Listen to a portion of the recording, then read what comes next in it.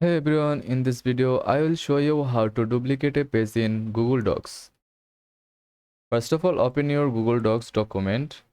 Go to the Google browser and search Google Docs document. Click the first link.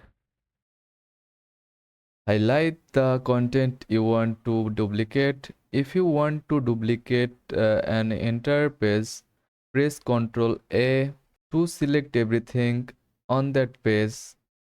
After that, right click on the highlighted content and select copy, or use the shortcut Ctrl+C.